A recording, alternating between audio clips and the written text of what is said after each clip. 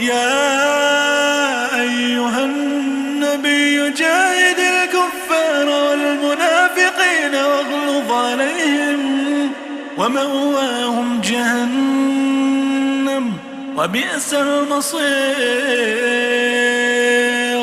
يحلفون بالله ما قالوا ولقد قالوا كلمة الكفر وكفروا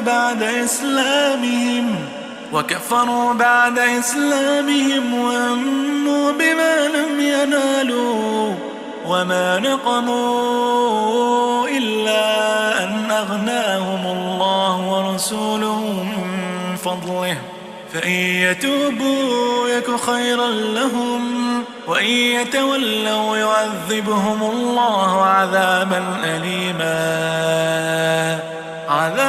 أليما في الدنيا والآخرة.